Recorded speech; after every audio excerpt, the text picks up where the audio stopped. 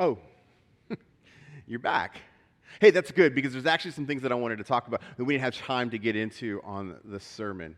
The sermon this week, we talked about, we're continuing this series about internal freedom. Like, how do we live and experience more internal freedom? And we're looking at the Ten Commandments because if you remember the story, God has delivered Israel out of Egypt and then taken them into the middle of the wilderness, into a mountain to meet with them. And he's just proven to them, hey, I'm the God of freedom and I want you to live free. And I've just given you external freedom. I've just eliminated your slave masters. I've just eliminated those people who are oppressing you. You now have freedom to do what you want, where you want, and all those things. But I don't want you to become enslaved internally. I want you to, in other words, experience internal freedom. And you know what I'm talking about.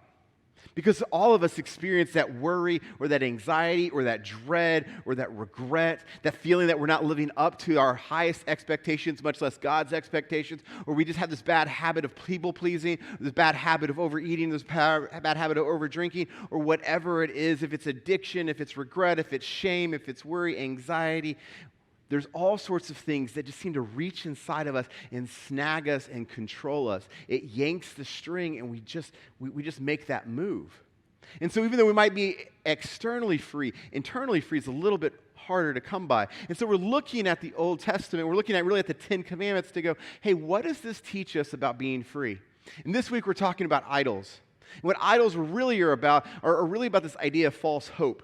That there's something that I can put my hope in, if it's a paycheck or if it's a stick carved to look like a crocodile, it doesn't really matter, but I take something and then I take my needs to it. And I say, hey, crocodile God, I really don't want you to eat my family anymore, and so I give prayers or something to that. Or I turn to my paycheck or my vacation and I go, hey, I want you to make me happy, or I want you to make me feel more secure, or I want you to lift things up so that my marriage will focus or work better, whatever it is. We're stuck taking our desires and our hopes to these things. And if we're not careful, we start placing false hope in items that can never, ever actually meet the desires we have. And when we do that, it now slips into idols. So false hope leads to idolatry. And idolatry leads to this internal imprisonment. So what it basically ends up happening is we end up trusting the how instead of the who behind the how, right? And so we want to feel safe in this world, and so we're going to put in an alarm system instead of trusting the God of safety. Now, I'm not against alarm systems, I'm not against vacations or paychecks or anything like that. My simple thing is this: are we looking at the source or the means, the who or the how? But let's say you are placing your trust in Jesus. You are placing your hope in God. But what happens when God disappoints? Because it does happen. It's happened to me. It happens to people in the Bible. It happens everywhere. And in fact, there's actually a story about a couple of guys who were just downcast and heartbroken. It happens on this road to Emmaus. They're going to this little village north of Jerusalem. And they're walking and they're just heartbroken. And they just have the Charlie Brown walk. And Jesus comes up himself. And he goes, hey guys, why are you so sad? What are you talking about? And they go, well, are you the only person who doesn't know what happens, they say? Are you just deaf and blind? Were you not in Jerusalem? Did you not hear how Jesus, who we thought was going to be the new king, got arrested and got killed? And all of our hope was in him, and he let us down. I don't know about you, but there are times in my life that I felt let down by God. That God, I trusted you to fix this, and then that happened. Or God, I trusted you to never let this happen, and then it happened.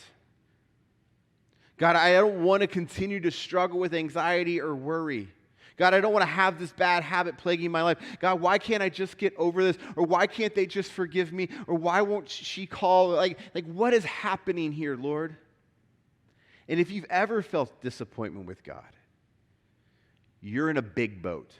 Because almost everybody in the Bible has felt the exact same way. And it's okay. Maybe that's all you need to hear this evening, is that it's okay to be disappointed with God. And that if you're there, you're not alone. And God still loves you, and God knows that he did not meet your plan. But I think there's a couple of other things that God wants you to know. The first one is this, is that oftentimes we get disappointed with God because we are trusting God for our plan. Does that make sense? In other words, we know that God wants to make us a more loving person, a more joyful person, a more patient person, a more peaceful person, that God wants to give us happiness or give us shalom, as the Bible calls it. And then we have a very reasonable plan about how to get there. I'm going to work hard. I'm going to save my money. I'm going to keep my lawn nice. Like everything's going to work, and then I'm going to climb the ladder, and then more money. Then we'll have better vacations. And it's all like we have a plan. Where you get that diagnosis, and you're like, we have a plan. You sit down with a doctor, and you have a plan. Or you want to get your marriage or your relationship back on track, so you have a plan. But the thing is that God is committed to you, but He's not committed to your plan. And what we often forget is that there's a way that we want things to be met in our lives. And the reality is that God's going to meet them in a different way. And so these disciples, these followers of Jesus, are walking and following Jesus. And what they're experiencing is, wait, no, we had the right Messiah, but they had the wrong plan. And when their plan didn't work out, they gave up on the God behind the plan. So are you trusting God, or are you trusting your plan? Or are you trusting God for your plan? So if He doesn't show up the way you want, are you going to miss them altogether? The other option is this, or the other thought I have is this: God's simply not done. These men, these disciples, left Jerusalem before Sunday. Jesus told everybody what was going to happen. I'm going to die. That's not going to happen, Jesus. No, I am. I'm going to die, and 3 days later, I'm going to rise again. And they were shocked when He died, and nobody was there on the third day to see if it would happen. God wasn't done yet. But so often, our timeline or our picture is so short that we don't see that God might be working, or God is working beyond that. And so in your situation, God might not be done yet. It took 25 years for Abraham to become a father. Not because God couldn't just be like, hey, Abraham, I'm going to make you a father and go. God knew how babies were made.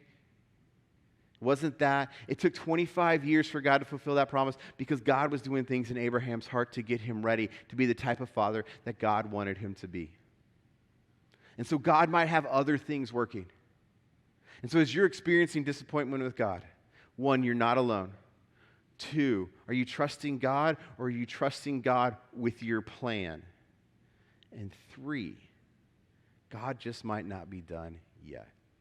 Hey guys, thank you guys so much for joining me, and we can't wait to see you guys on Sunday. Y'all have a great small group discussion. We'll talk to you later. All right, bye.